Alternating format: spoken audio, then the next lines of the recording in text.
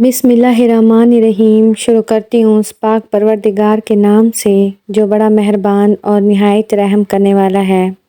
عزیز دوستو، السلام علیکم۔ رسول اللہ صلی اللہ علیہ وآلہ وسلم نے فرمایا، ایک آدمی صرف مکھی کی وجہ سے جنت میں چلا گیا اور دوسرا جہنم میں۔